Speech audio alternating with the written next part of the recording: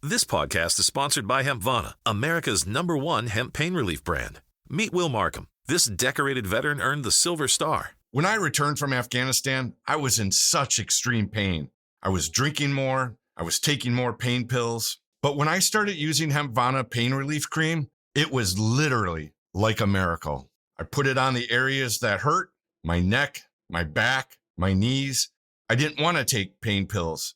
I know the way pain pills make me feel. With Hempvana, I have mobility, I can exercise, there's no more anxiety, there's no more anger, there's no more pain. Hempvana is high blood pressure safe and donates to the Patriot Fund. Plus, it's guaranteed to relieve pain or your money back. Hempvana is an incredible product. And now get 4 times the hemp seed oil with Hempvana's Platinum Pain Relief Cream. Save up to 20% and get free shipping at hempvana.com. That's hempvana.com for up to 20% off, plus free shipping. Hempvana.com.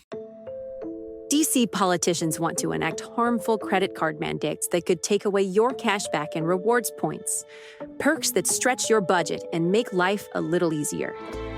Losing these benefits means less money for your family's everyday essentials like gas and groceries. The perks you rely on could disappear, leaving you with higher costs and fewer options. Tell Congress to guard your card and oppose the Durbin-Marshall credit card mandates. Paid for by Electronic Payments Coalition. You're listening to the Archaeology Podcast Network. You're listening to the Great Plains Archaeology Podcast. Join me as we uncover the rich histories of North America's Great Plains, exploring the latest archaeological discoveries and past cultures that shape this storied region. Welcome to the podcast.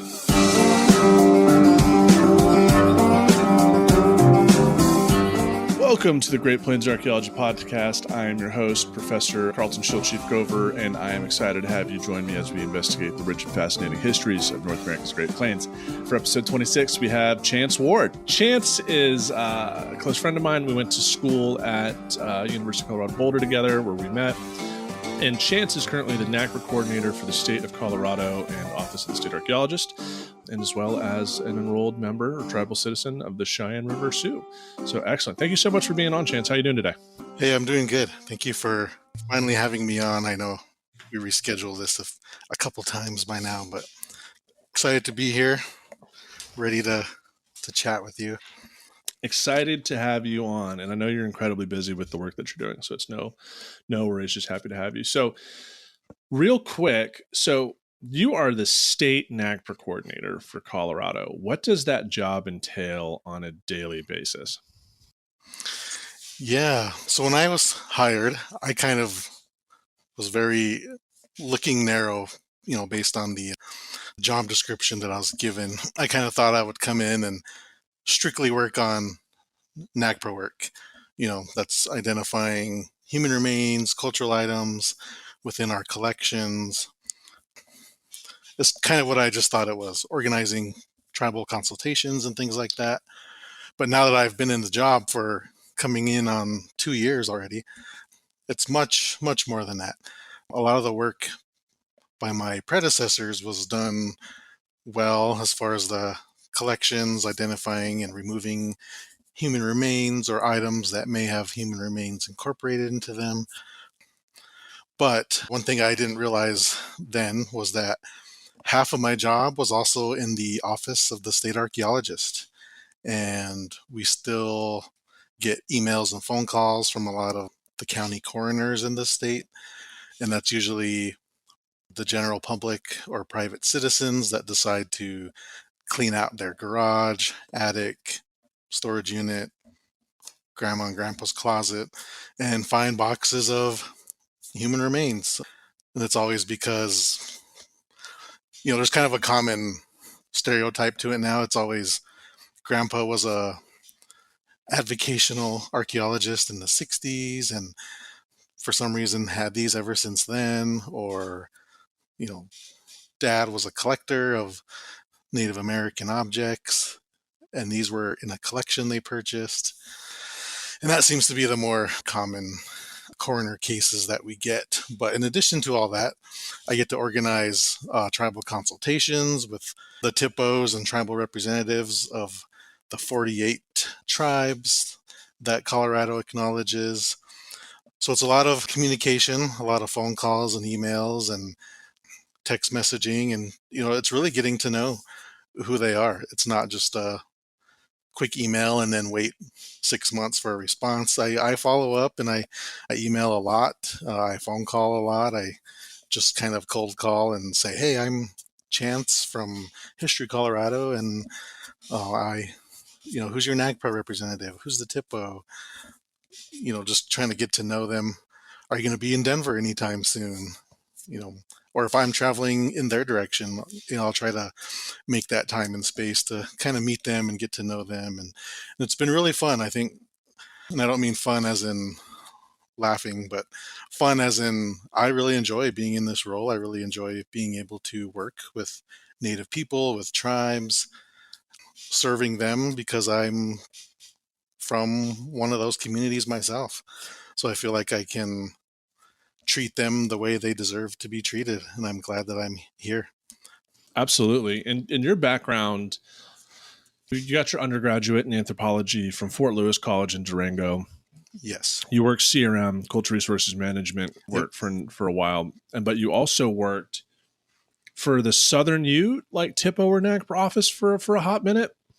Yeah. So after I graduated from Fort Lewis, I thought I was working at Home Depot over the winter and spring, and I thought I should really try to use my degree and get a job with it. So I applied to a couple CRM companies kind of in the Cortez, Durango, Four Corners area. And I submitted a few applications online. And the next day I got a phone call from Woods Canyon in Cortez, if anybody knows them. And they asked me to come in for an interview. And once I did all that, my manager at Home Depot, I kind of had to approach him and say, hey, I got an opportunity to use my degree and get a summer job.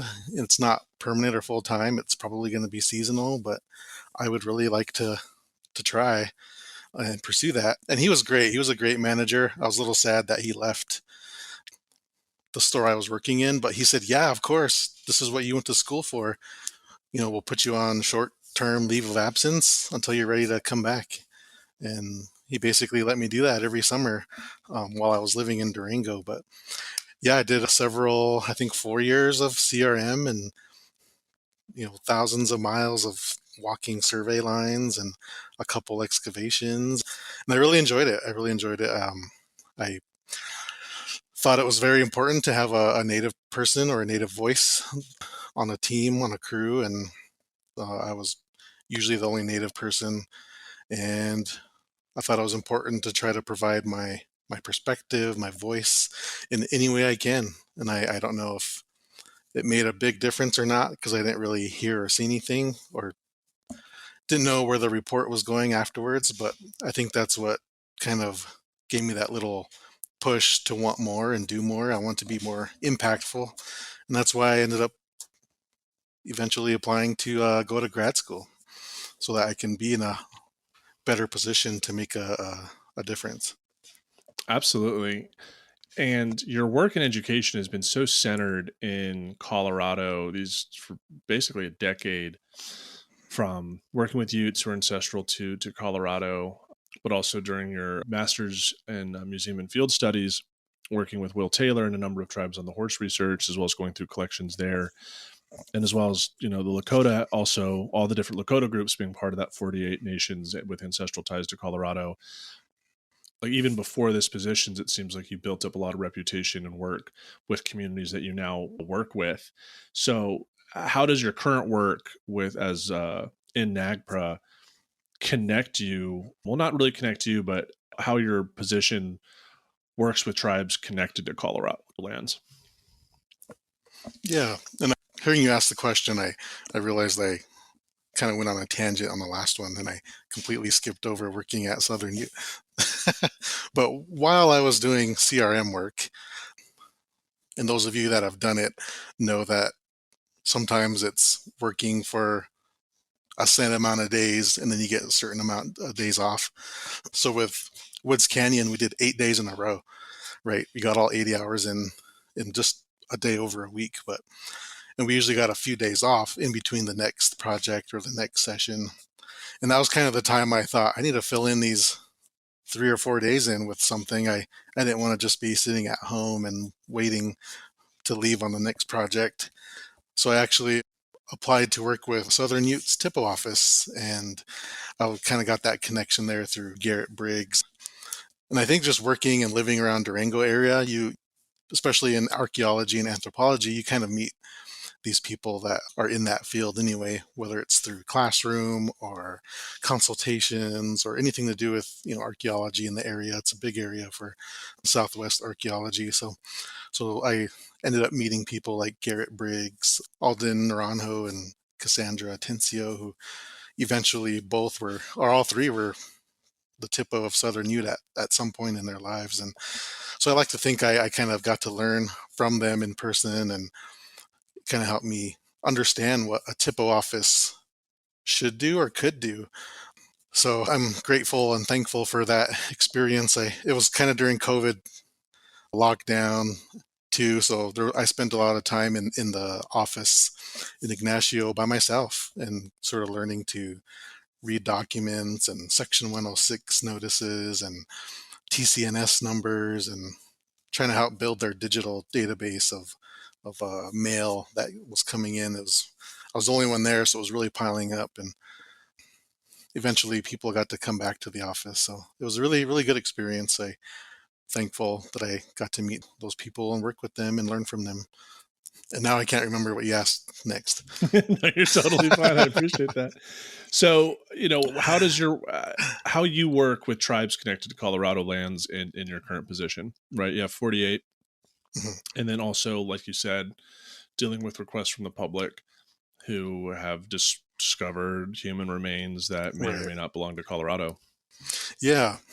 So I think one of the things I wanted to do when I first came in was I wanted them to know that I was here, because there was some time off, or there's kind of a gap of somebody in the position from the last person to me. So when I came in, I wrote a 2-page introduction letter of myself.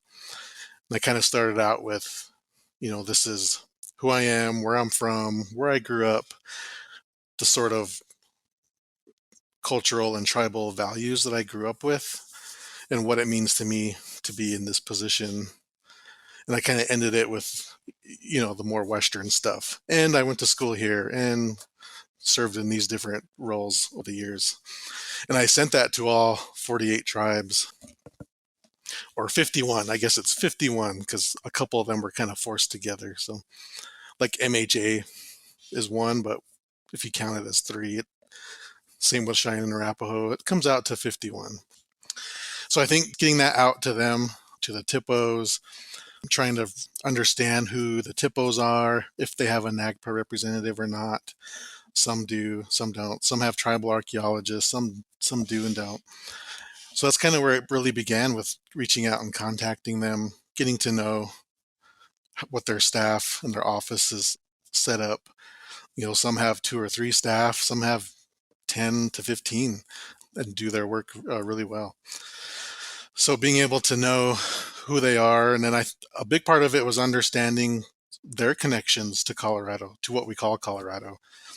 And that's through treaties, land rights, executive orders, acts of Congress, and really getting to know what parts of the state, or what parts of Colorado were they ancestrally part of, right? And that's a lot. Were probably roaming up and down the Front Range, right? Colorado's a very beautiful place, but it also has the plains, and I'm sure there was lots of game and buffalo and things like that. Then you get into the mountains. So really understanding the history of Colorado, the history of the tribes and their relationship to Colorado, which hasn't ended, right? Just because they're not here now doesn't mean they still don't have a connection to the area. And I think understanding that part of it was really important, because before moving to Colorado, I had no idea about the history and relationship of tribes in Colorado. So I definitely had to educate myself on history, tribal history, because I'm from the middle of South Dakota. So My world is the Lakota world. Right. Well, well, excellent. Still Thank is. you very much. Well, all right. And we'll be right back after these messages. We'll reconnect with Chance, talk about what it's like being Lakota, but serving all 51 nations with historic ties to Colorado. We'll be right back. This back-to-school season, spend less on your kids with Amazon. Friends, abundance also means knowing when to save. I once paid rush shipping for a monogram planner my goddaughter manifested. Lost it week 2, now I curate intentions and supplies on Amazon, like STEM kits, vision board magazines, laptops, all priced for peace of mind. Filters for eco-friendly brands keep values intact. Fast delivery frees up time for real work. So remember, with Amazon's low back-to-school prices, just spend less on your kids, because every dollar you don't spend on them is a dollar that just makes back-to-school a little easier. All right, and we're back with Chance Ward here on Great Plains Archaeology Podcast, episode 26. So we really wanted to dedicate this segment for Chance to talk more personally about the position, what it means to be an Indigenous person, a citizen of Indigenous tribe, working in this role as a steward between these ancestors and their objects with all these different communities. So what does it mean to you to serve as NAGPRA Coordinator as a citizen of the Cheyenne River Sioux Tribe? It means a lot. First of all, I'm the first Native person in this position, in this role with the state, and it covers the entire state. History Colorado also has 8 community museums spread out across the state, so I'm technically their NAGPRA person too. So one of the things is having them sort of go through their own internal collections and items they may have to let me know, but so that I can combine and relay that information to the tribes. But it means a lot to me to be here. It's like I kind of said in the first segment, is that it's important for me to make a difference and be more impactful. And I really wanted to work with tribes. Even if it's not my tribe, I think I want to help make a difference for all Native people. And eventually, I hope I can do that directly with my own tribe. It's a little bit difficult when you don't live near them and can't really participate in much other than maybe phone calls. But I think one of the big issues I learned over my educational journey is that in these colonial fields like archaeology, like museums, it's usually done by non-Native people. It's kind of that stereotype of old white guys with PhDs, and they do all the interpretation on their own.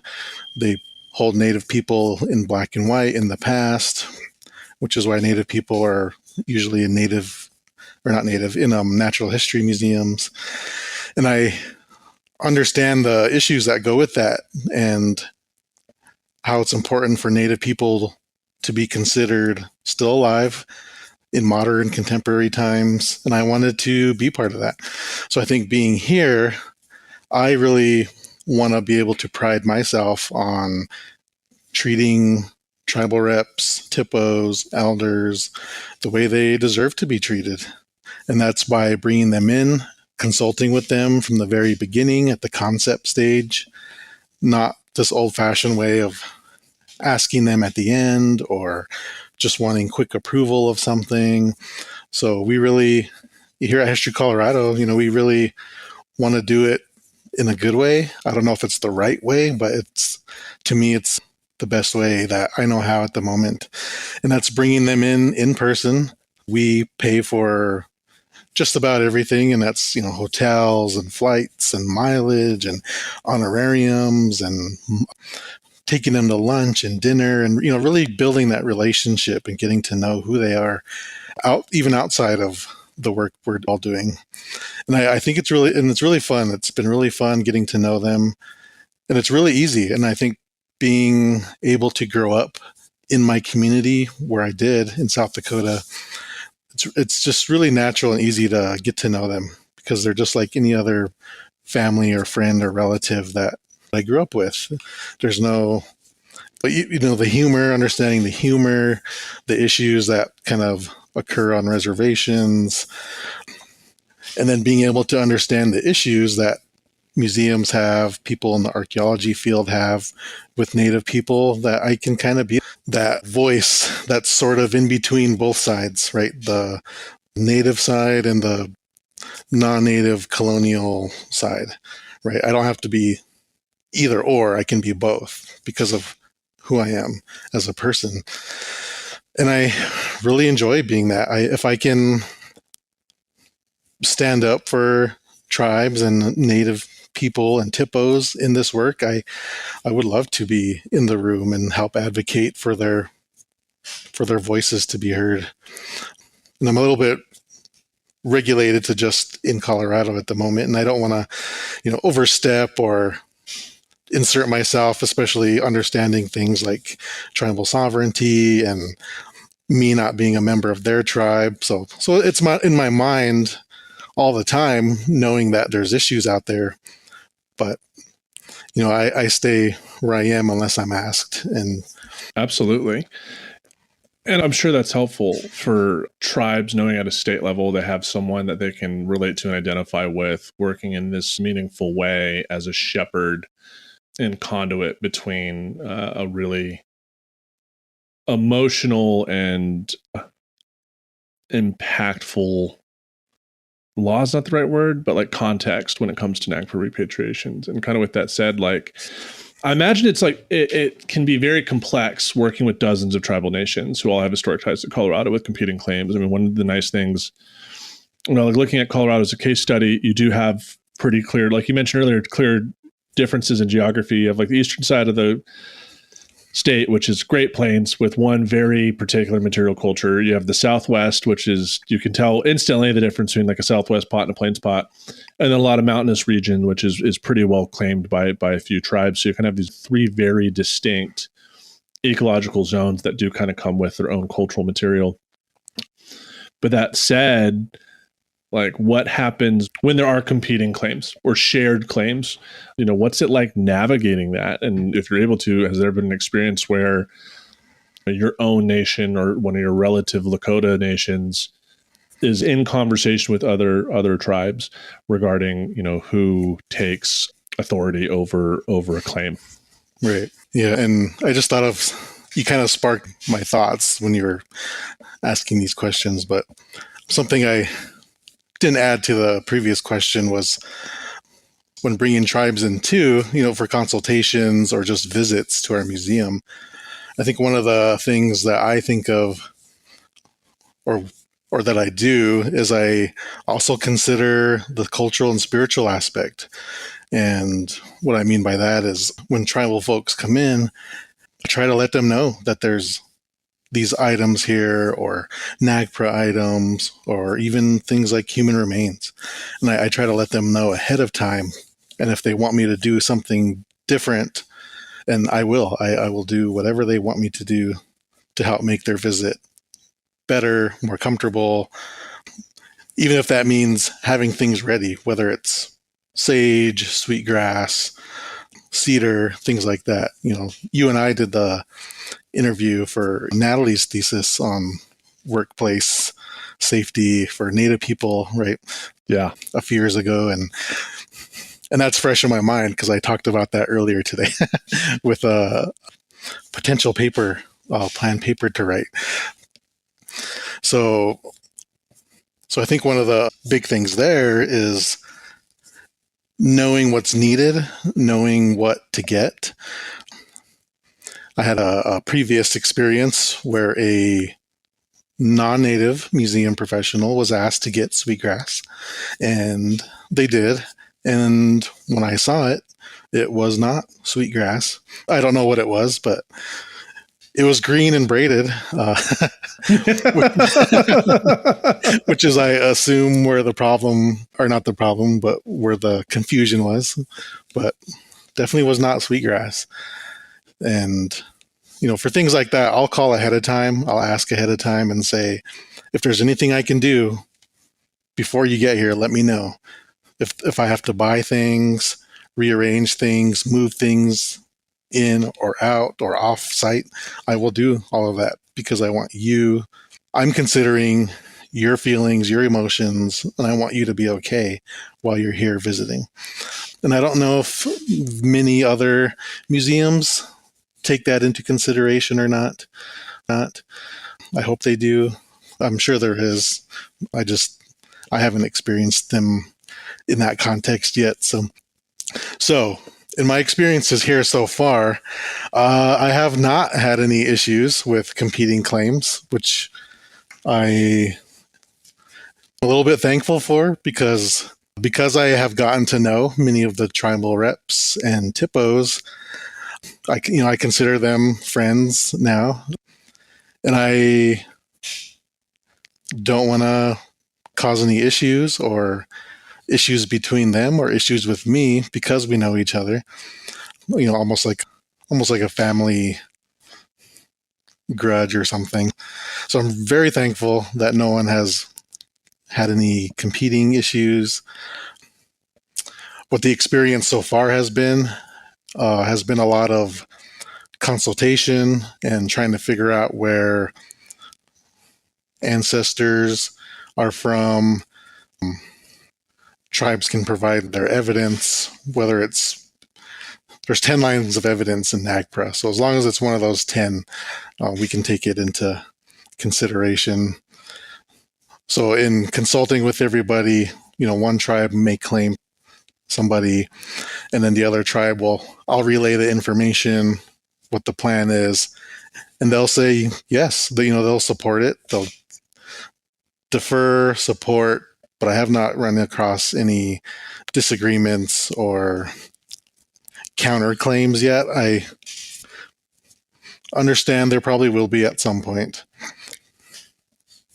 Okay. And I'm willing to take that on and help as best as I can. I'm not afraid to run into anything. It's just that'll be a new one. So happy to gain some of that knowledge and experience around that. Yeah, in my limited experience, I'm not as involved in NAGPRA nearly as you are, especially not at a state level. I'm adjacent to the NAGPRA process here at KU. Mm-hmm. But tribes seem to take care of these discussions behind closed doors between themselves and not in front of institutions or non-community members. Right. Yeah. See that too. So one of the things that also occurred here was during a consultation, they wanted to do a executive session, right? Which is usually hear that around like council meetings when they want to discuss private things without the public getting to hear. But yeah, letting them hash it out in an executive session and get the answer right then and there, let them talk it out and figure out what the plan is, right? There's no need to try to pit them against one another or anything like that. So that's a good way. Excellent. Good way. So unfortunately, we ran out of time, which I knew it would happen. I'm learning very quickly, like all the folks I've had on the podcast so far for interviews, 30 minutes goes by quick. So I'm definitely contemplating maybe doing an episode where there's like a couple of us, like me, you, Tyrell, and maybe somewhere else where we just like schedule an hour or an hour and a half and we can just talk and chop it up into different episodes as like a whole series. Fun. We'll see. But any final reflections from you, Chance? And how can listeners learn more about Colorado's NAGPRA program or ongoing work by History Colorado? Yeah, so we have a webpage, which was missing a NAGPRA page all these years. If they did have one, it was difficult to find or you had to search something very specific. And for some reason, NAGPRA wasn't the keyword there. So I helped one of our web designers add a NAGPRA thumbnail to our archaeology and preservation page. And there's a little bit of information there on some of the things we do in Colorado. But other than that, that's it. I get a lot of research requests or a lot of smaller museums that email me and ask for advice on how to even start the NAGPRA process, or how do they know we have items subject to NAGPRA? And fair enough. So have you been hit by the Lego competition requests yet? Lego? No, I don't think so. Okay. Be prepared. So I guess like this year's STEAM competition or robotics this year is archaeology themed. So they're asking these groups across the country to develop a project on archaeology with Lego robotics, and my email inbox today has been blasted with people, all the like school teachers all across the state. I'm like, what is going on? So is this just Kansas? No, it's a national thing, to the point where like the Iowa office, state archaeology office, has now a webpage dedicated to this thing stating like, do these steps before contacting us. It's because I was like, because at first I thought it was like, oh, just the school district. So I said yes to one, and then I kept getting more, and I was like, oh, this is a national thing. Anyways, now I'm detracting. So we'll put that web link on the episode description. Would you like me to put your email address in the episode description, or? Yeah, you can put my email. You can put my LinkedIn. I try to use my LinkedIn as like a official NAGPRA voice. So I try to post some fun but helpful and interesting things. Excellent. Well, thank you so much, Chance. It's been a pleasure to have you back on the podcast. Well, I guess have you officially on. I think we ran your episode from A Life in Ruins a couple weeks ago.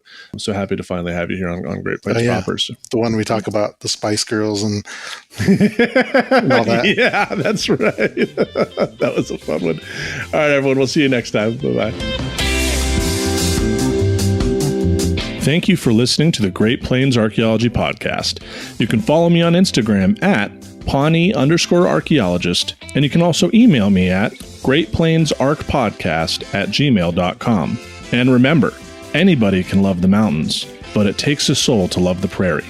American author Willa Cather.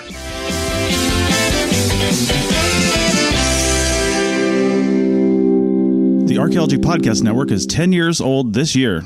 Our executive producer is Ashley Airy, our social media coordinator is Matilda Siebrecht, and our chief editor is Rachel Roden.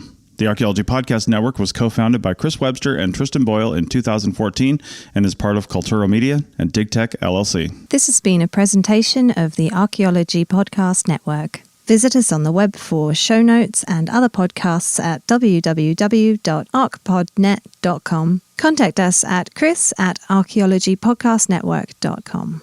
This back-to-school season, spend less on your kids with Amazon. Friends, abundance also means knowing when to save. I once paid rush shipping for a monogram planner my goddaughter manifested.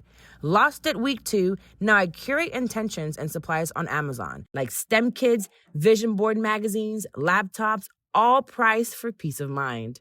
Filters for eco-friendly brands keep values intact. Fast delivery frees up time for real work. So remember, with Amazon's low back-to-school prices, just spend less on your kids, because every dollar you don't spend on them is a dollar that just makes back to school a little easier.